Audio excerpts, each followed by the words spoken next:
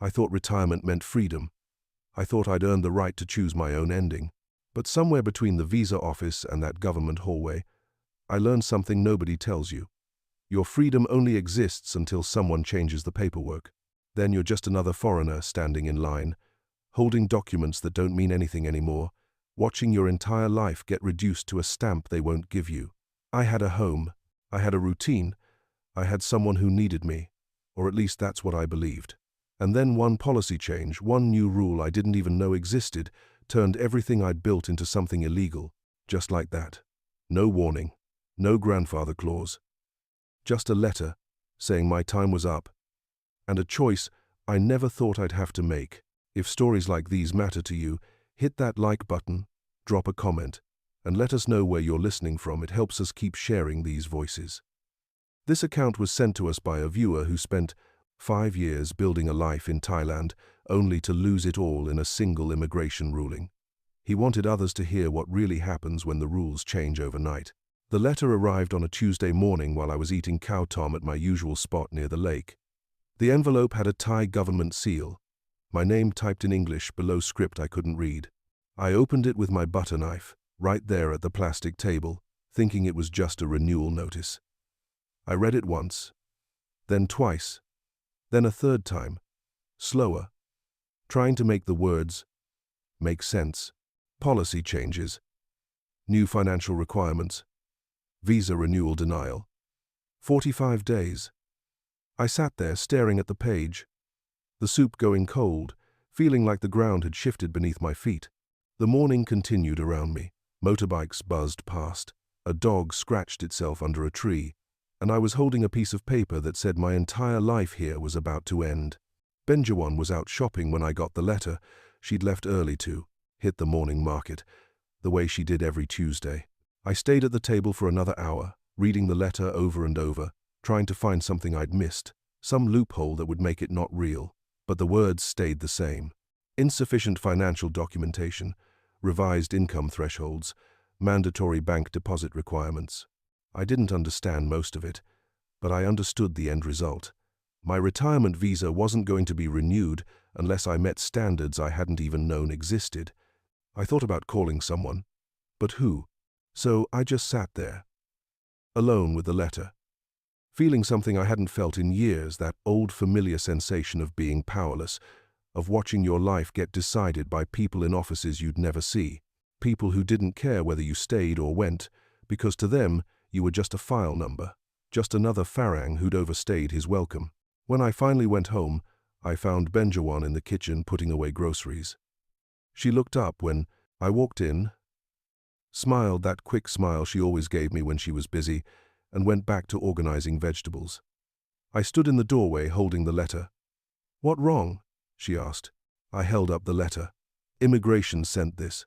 There's a problem with my visa." She took the letter, scanned the Thai script quickly. Then she looked up at me. "This say you cannot stay," I nodded. "Not unless I meet new requirements. Financial stuff I don't have." She was quiet, processing. "What this mean?"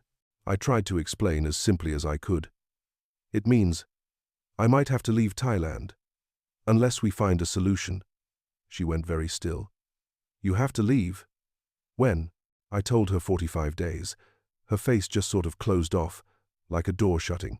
"Can you pay someone fix it?" she asked. I shook my head. "It's not that kind of problem, Ben. They changed the law." She stood there holding my letter. So you leave me?" The words hit harder than I expected. "I don't want to. I'm going to figure this out."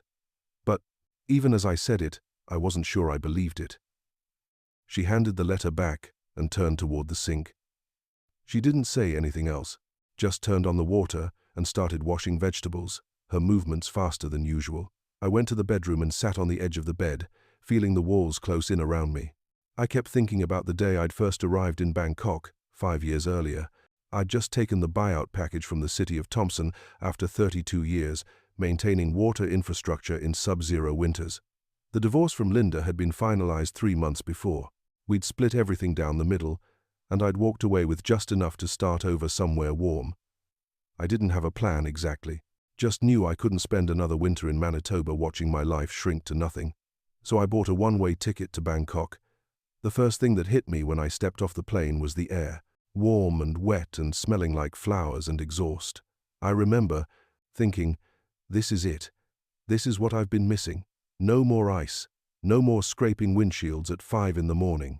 Just heat and color and a language I didn't understand, which felt like exactly what I needed. I found a cheap apartment in Sukhumvit, started learning how to navigate the city, how to eat street food without getting sick. It was lonely at first. Most days I'd wake up and not speak to anyone except the woman at the 7-Eleven. But it was a different kind of lonely than what I'd left behind. This was anonymous, clean. Nobody knew me here. Nobody asked about Linda or why my kids didn't call. 3 months in, I met Benjawan. I was eating at a small restaurant near my apartment, one of those places with plastic chairs and no English menu. She was the server, maybe 23 then, skinny and quick, with a laugh that surprised me. She asked what I wanted in broken English, and I pointed at something random. When she brought it out, she sat down across from me for a second and asked where I was from. Canada, I told her. She nodded. You live here? For now, I said. She smiled. Thailand good for live. Cheap, warm. I smiled back. That's what I'm hoping. That's how it started. Just small talk between a lonely foreigner and a server who had a few minutes between orders. But I kept coming back. And she kept sitting with me when it was slow. Her English improved. My Thai didn't, but we understood each other enough. She was funny, quick, with a joke that caught me off guard. She wasn't trying to impress me. One night after closing, she asked if I wanted to go get a beer. We walked to a small bar and sat outside in the humid air, drinking Singha and watching the traffic. She told me about her family in Khon Kaen, how she'd come to Bangkok to make money to send home. I told her about Thompson, about the cold, about how my marriage had ended not with a fight but with a quiet admission that we'd stopped loving each other years ago. She listened without judgment. At the end of the night, she said, "You good man, Randy. I think you lonely." I didn't argue. 6 months later, we were living together. We moved to Udon Thani because Bangkok was expensive and she missed the north. I didn't mind. Udon was quieter, cheaper, less chaotic. We found a little townhouse near the lake, split the rent, settled into a routine. She cooked. I paid for groceries. We'd ride her motorbike around town, eat at the night market, watch Thai dramas I didn't understand while she translated the funny parts. It wasn't romantic in any traditional sense. We didn't talk about the future. We just lived day to day, and that felt like enough. She was 28 years younger than me, which I tried not to think about, but it wasn't like that. Or at least, I told myself it wasn't. She had her own life, her own friends. I felt useful again. Needed, maybe. Like I had a purpose beyond just waiting around to die in some frozen suburb. But now, holding this letter, I realized I'd never actually asked her what she wanted. I'd just assumed she was happy with the arrangement, and maybe that was my first mistake. I waited until evening to talk more about the letter. She'd spent the afternoon out with friends, and when she came home she seemed in better spirits. But I needed her to help me figure out what came next. She was in the bedroom folding laundry, humming along to some Thai pop song. "Ben," I said. She looked up. "I've been thinking about the visa thing. There might be a solution." She set the shirt down, her expression cautious. "What solution?" I sat on the edge of the bed. "If we get married officially registered, I could apply for a marriage visa instead." She stared at me. "You want marry me?" The way she said it, flat and direct, made me realize how it sounded. "I mean, not like. It's just for the paperwork. We'd have to show proof of relationship, financial support, maybe involve your family for documentation." She didn't move. "This because you need visa," she said slowly. 5-year, Randy. 5-year. I stay with you. Now you need something, you ask. Before, you never ask." The words landed like a slap. She was right. I'd never asked. Never formally committed. Never talked about the future. I just coasted along, comfortable. assuming she was fine with things because I was. "I'm sorry," I said quietly. "You don't think," she interrupted. "You don't think about what I want. You think I stay with old man for fun?" I flinched. "You want marry me for paper? How is this fair?" She turned away, went back to folding with sharp, angry movements. "Will you think about it?" "Please?" I asked. "I think about it," she said. But her tone said she'd already decided something I couldn't see yet. The next morning, I found a visa agency downtown, cramped office above a 7-Eleven, run by a middle-aged Thai guy named Somkid who spoke confident English. I handed him the letter. He read it slowly, nodding. "New policy. Very strict now. Many Farang have this problem." I asked what my options were. "You have 3 options," he said. "Marriage visa, education visa, or tourist visa run." He explained each one. Marriage visa required proof of relationship, joint finances, sometimes home visits. Education visa meant enrolling in language school, which felt absurd at 57. Tourist runs meant leaving every few months, which was risky. "What do most people do?" I asked. He shrugged. "Most people already left, sir. New rules, very strict now. Government want only rich Farang or Farang with Thai family." I asked about the marriage visa specifically. What would I need? Proof of income, or 400,000 baht in Thai bank account, seasoned for 2 months. Marriage certificate, photos together, letter from her family. "How much is your pension?" he asked. I told him. He frowned, did math on a calculator. "Not enough. You need bank account with 400,000 baht. You have this?" "I didn't." "Then you cannot stay, sir. The consultation cost 2,000 baht. I left with a photocopied checklist and a knot in my stomach. That night, I brought up the marriage visa again. Benjawan was cooking pad crapo. "The agent said we'd need to register officially, show financial support. Your family might need to be involved."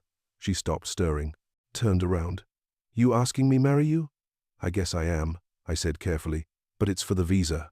To fix this so I can stay." She stared at me, then laughed bitterly. "You want marry me for paper?" "Yes. This what we do." Very romantic. I tried to explain, but the words came out wrong. "It's not just for the visa. We've been together 5 years. You never say love," she cut in. "You never say future. 5-year, Randy. Now you need me. Suddenly you want marry.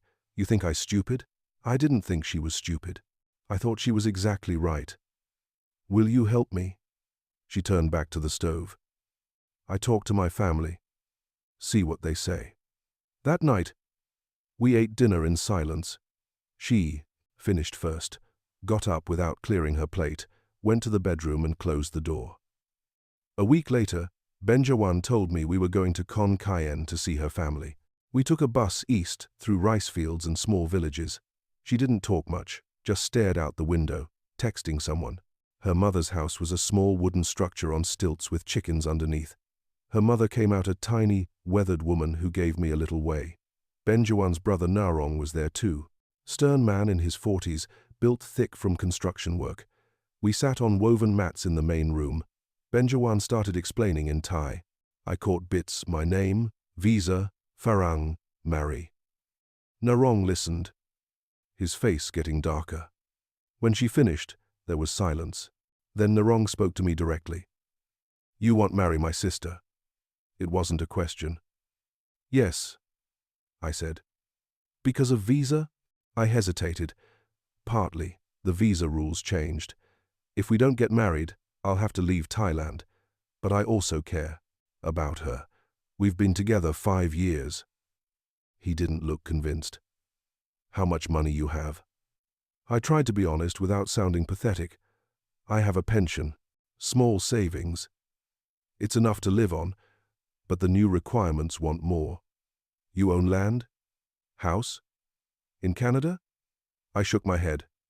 "No, I sold everything when I moved here." Narong exchanged a look with his mother. She said something in Thai. He turned back to me. "If you marry my sister, you take care her. You understand?" I nodded. "You cannot take care. You go home. You don't make her problem." It wasn't a threat. just a statement. But it felt like a judgment. He asked more questions: where we lived, how we met, what my plans were. I answered, aware I was being appraised. Finally, he seemed satisfied, or at least done. The mother brought out food. We ate mostly in silence. On the ride back, I asked if it had gone okay. She shrugged. They say okay, but they don't trust you. Why not? Because you old. Because you Farang. Because you only want marry for visa. The marriage registration happened on a Tuesday at the district office. It was the least romantic thing I'd ever experienced. We showed up with passports, documents, and 2 random people Benjawan had paid 200 baht each to witness. The official barely looked at us, had us fill out forms, sign papers, get photos taken standing side by side with all the warmth of a DMV portrait. 20 minutes. At the end, he handed us a marriage certificate, stamped it, told us we were done. No, congratulations. Just paperwork. Outside, I asked if she wanted to celebrate. She looked at me like I'd suggested something absurd. Why celebrate? This not real wedding. We went to lunch anyway. She ordered for both of us without asking what I wanted, which she'd never done before. She spent most of the meal on her phone, texting. Over the next week, I gathered documents, bank statements, rental agreements, passport copies, photos of us together, which we had to stage because we didn't have many. We stood stiffly in front of the townhouse, trying to look like a happy couple. She didn't smile in any of them. The whole process felt hollow, transactional. The immigration office required proof of cohabitation, so I printed everything: utility bills, her ID showing the same address, copies of our marriage certificate. I put it all in a folder and felt a creeping sense of dread that none of it would matter. The day I submitted the application at Udon Thani Immigration, I felt sick. The office was crowded with foreigners, mostly older white men like me, all clutching folders and looking anxious. When my number was called, I approached the desk. The officer was a woman in her 30s with perfect English. She reviewed my documents one by one. Finally, she looked up. You are married? Yes. When? 2 weeks ago. She nodded, looked back at the documents. Your income is here, but it is below the requirement. My stomach dropped. I thought if I was married, you still need 400,000 baht in Thai bank account, or proof of monthly income combined with your wife. Do you have this? I didn't. You need to deposit 400,000 baht. Keep it there for 2 months. Then reapply. I asked if there was any other way. She shook her head. This is requirement. I walked out in a daze. Benjawan was waiting on her motorbike. I told her. She didn't react, just said, so what now? I'll figure it out, I said. She let out a long breath. You always say that, Randy. We rode home in silence, and I gripped the seat, suddenly aware I was holding on to something that didn't want to hold me back. I spent the next 3 days trying to figure out where to get the money. I called my younger brother in Winnipeg, explained the situation. He was skeptical. Why don't you just come home? I have a life here, I said defensively. A partner. You mean a girl half your age who'll leave you the second you run out of money, he said bluntly. It's not like that. Randy, I'm not giving you 12 grand so you can keep playing house in Thailand. Come home, we argued, going in circles, until he said he had to go. I hung up feeling more alone than I'd felt in years. I tried selling my truck back in Canada, but the logistics were impossible. Looked into loans from Thai banks, denied. No work permit. That's when Benjawan suggested her brother might know someone who lends money. I was uneasy but desperate. Narong connected me with a man named Wit who operated from a car repair shop. Lean Thai guy, decent English, smile that made me nervous. I can do 400,000 baht, he said, but interest is 5% monthly. I did the math. Predatory. It was going to bury me. How fast? I asked. 2 days. You sign paper. He pulled out a document, entirely in Thai except for numbers. I asked about an English version. He shook his head. Only Thai. He explained the terms. I asked what happened if I couldn't pay. He smiled. not friendly. Then we have problem, sir. Narong said something to Wit in Thai, then turned to me. You pay him, Randy. Don't make problem for my sister. I signed the paper without fully understanding it. 2 days later, I had 400,000 baht in a Thai bank account. I also had a debt I had no idea how to pay off. The 2-month seasoning period was agony. The money sat in the bank while I slowly went broke, paying interest to Wit and covering daily expenses. My pension barely covered rent and food. The interest payments ate my savings. I started skipping meals. Benjawan started going out more, visiting friends, staying late. I didn't ask where. I was afraid of the answer. I spent days at a coffee shop, watching other expats, wondering if they were all one policy change away from disappearing. A Canadian guy named George told me he was leaving Thailand. New visa rules, he said. Can't meet the requirements. Used to be easier. Now they want everything. He was going back to Calgary to his daughter's spare room. It's not the country I moved to anymore, mate. They don't want us, unless we're rich. I got emails from Wit every week about the payment schedule. The interest accrued faster than expected. I did math over and over, trying to figure out how to make it work long term. There was no winning scenario, just different degrees of losing. After 60 days, I went back to immigration with my seasoned bank statement. I had everything they'd asked for. The same officer reviewed my file. She seemed satisfied at first, then stopped, frowned. Your bank account address does not match your rental contract address. My stomach dropped. We moved recently. You need TM30 form. Landlord must file when you move. Without this, I cannot process. I asked how long it would take. She shrugged. Depend on landlord. Another delay. Another requirement I hadn't known about. I was so tired of fighting a system designed to make me fail. I went to my landlord, an older Thai woman who spoke almost no English. Tried to explain using Google Translate. She looked confused, kept saying, "Mai Kao Jai, I don't understand." I called Benjawan to translate. She showed up annoyed, talked to the landlord in rapid Thai. They argued. Finally, Benjawan said, "She say she will do, but take time. Maybe 1 week. Maybe more." Benjawan left on her motorbike without offering me a ride. I walked home in the heat, 40 minutes, drenched in sweat. I'd passed my original visa expiration. I was on overstay. Every day now cost 500 baht in fines. It took 3 trips and 2 translators before the landlord filed the TM30. By then, I'd racked up over 7,000 baht in fines. Benjawan stopped coming home some nights. She'd text saying she was staying with a friend. I stopped asking which friend. The 3rd time I went to immigration, I brought everything. The officer reviewed it all again. She looked up. "Okay, I can process now, but this is provisional visa. 90 days only. We will review your marriage during this time." 90 days. 3 months. Not the 1-year extension I'd hoped for, but it was permission to stay. I paid the fees, got the stamp, walked out feeling exhausted rather than relieved. That night, I told Benjawan the visa had been approved. She was packing a small bag. "Where are you going?" "Bangkok. Visit my cousin. 1 week." She left the next morning without saying goodbye. On the 3rd day, I got a message from a number I didn't recognize. A photo. Benjawan, at a nightclub with a younger Thai guy, his arm around her waist, both smiling. Below it, "Your wife, sir." I stared at the image, feeling nothing at first. Then something cold settled in my chest. Not anger, just clarity. I called her. She didn't answer. I called again. On the 4th try, she picked up. "What? Who is he?" I asked, voice flat. Silence. "Who?"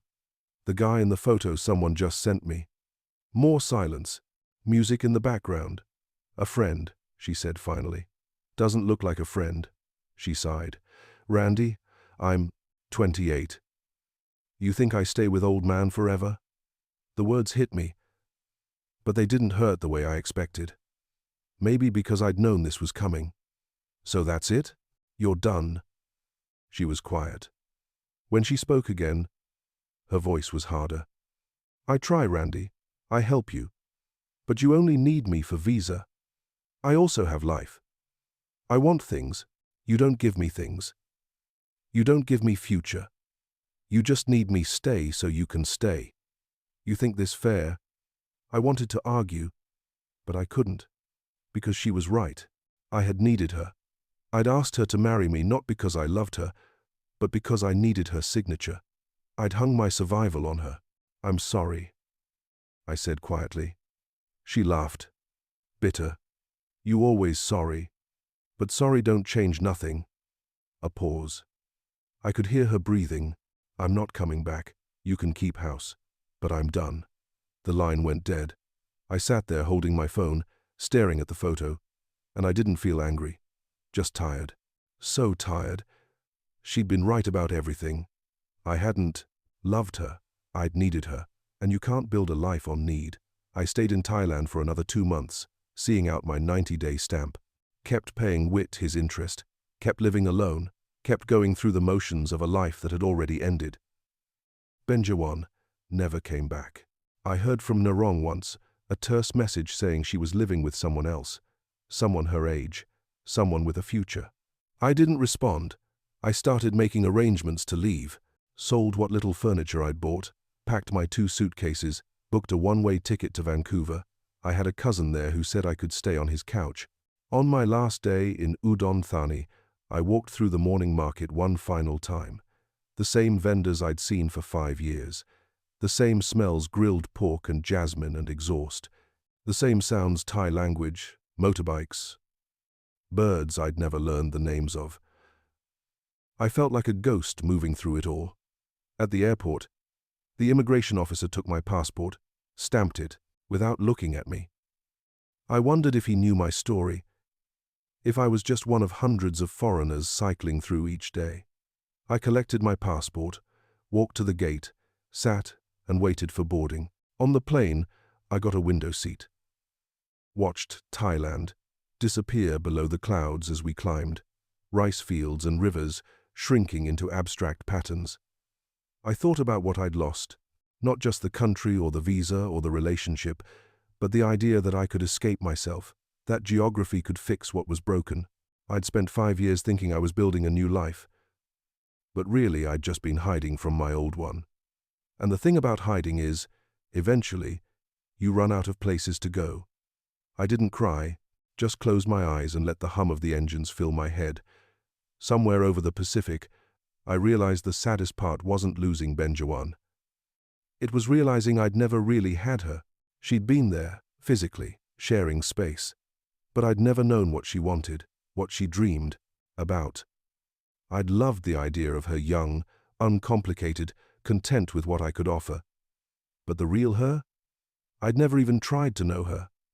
The plane landed in Vancouver at dawn. My cousin was waiting.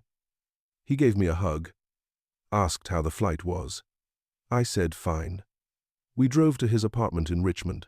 They set me up on the couch. That first night, I lay awake, staring at a ceiling in a country I'd left behind, in a city I didn't know, in a life that felt like it belonged to someone else. I thought about calling Benjawan, but what would I say? Sorry I wasted 5 years of your life? So I didn't call. Just lay there in the dark, listening to traffic, and I thought about George, the guy from the coffee shop who'd gone back to Calgary.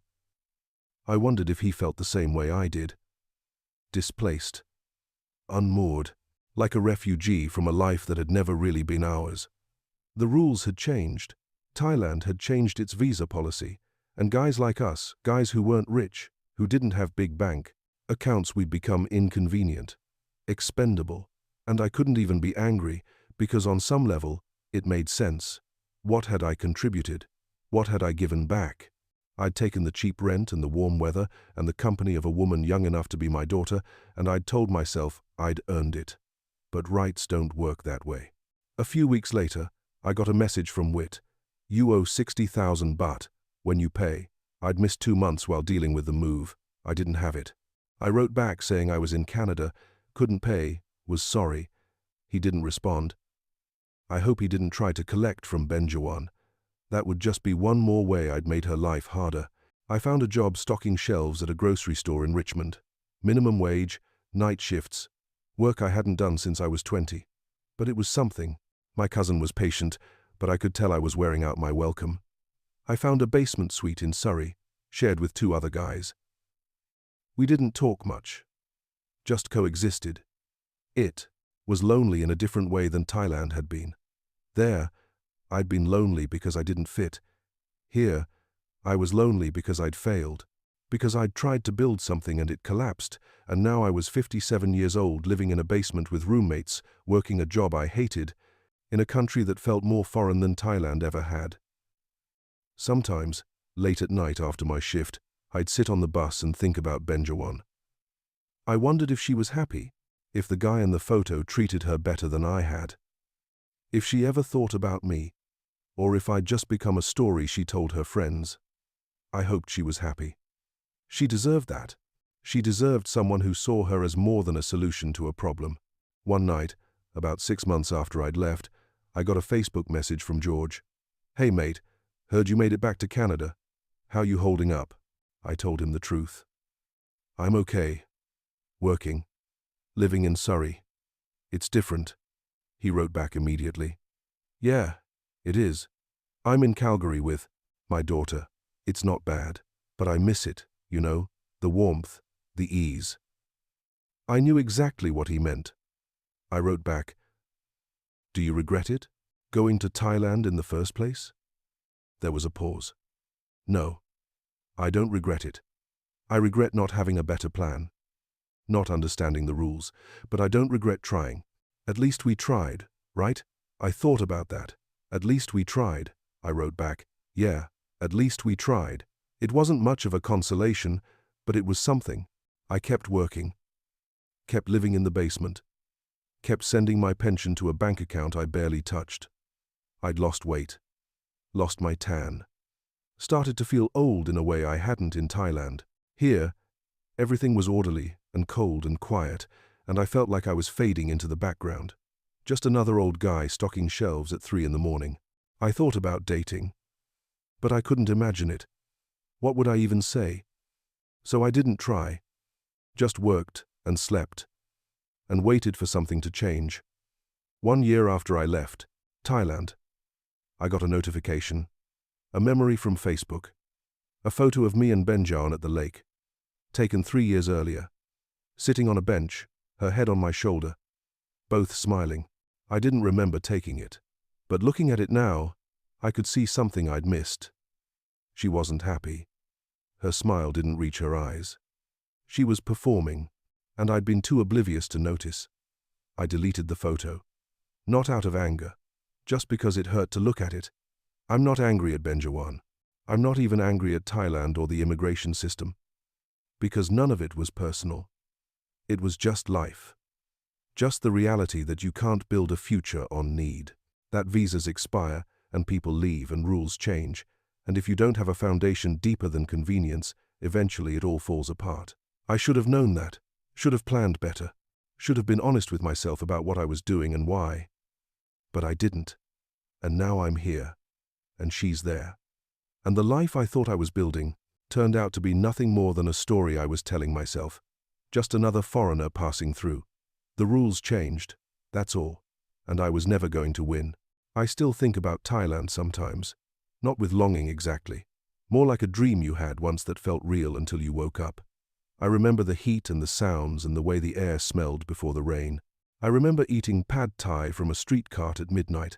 I remember riding on the back of Benjawan's motorbike through Udon Thani at dusk, the sky turning purple, feeling for just a moment like I belonged. But I didn't belong. I was always just visiting, just a guest who stayed too long. And maybe that's okay. Maybe that's all it was ever supposed to be. A chapter, a detour, a place I stopped for a while. I don't know where I'll go from here. Don't know if I'll stay in Surrey or keep drifting. But I know I'm tired of running, tired of needing, tired of hoping that the next place or the next person will fix whatever's broken inside me. Maybe nothing will fix it. Maybe I'm just supposed to live with it. The rules changed, and I changed with them. And now I'm here, telling this story, hoping someone out there hears it and understands. That freedom isn't just about warm weather and cheap rent. That home isn't just about geography. That love can't survive when it's built on need instead of choice. I learned that the hard way. The clock is ticking, and the paperwork always wins.